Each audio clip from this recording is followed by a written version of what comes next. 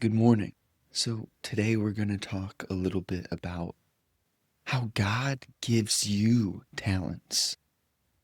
Fundamentally, on average, the way, our education systems have been designed, the way a lot of parents raise the youth, it's not aligned with the individual and the awareness in relationship to God-given gifts.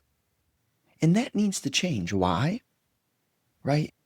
Well, what happens when you work in alignment with the things that you're best at?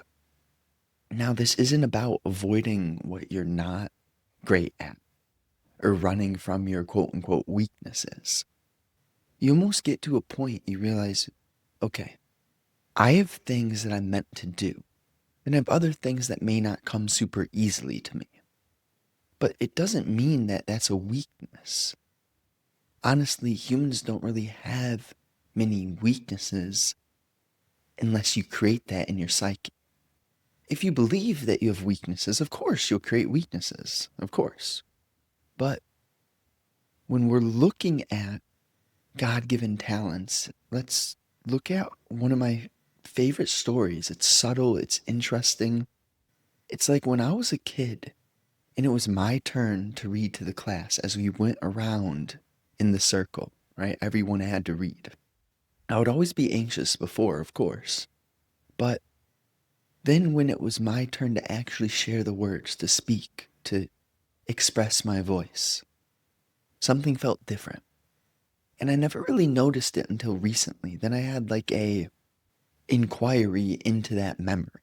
I really looked and sat with the energy that that memory carried. And something clicked for me. I realized, and of course this wasn't like a magical moment, but it was still of power.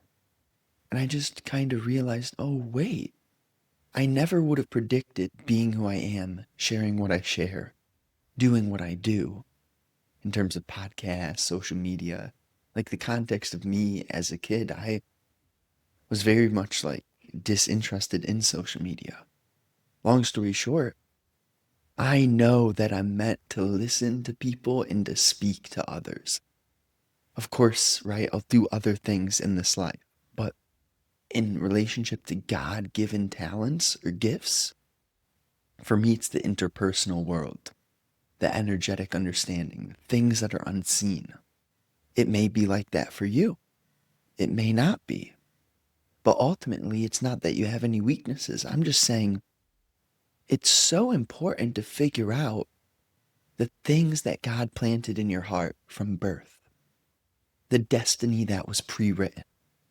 And there's going to be different lifelines, right? The decisions you make, the route you go, you can alter your lifeline, of course. Like if I were to stop podcasting, if I were to stop sharing, then hey, but that would break my heart. That wouldn't feel right. So look at your heart, look at your life, really question who you are, and get to the core of the things that are innate and natural to you, the things that come easy for you. Learn how to work with those.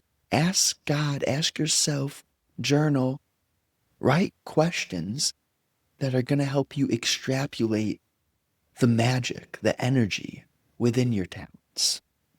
It's really all about being open, curious, and courageous.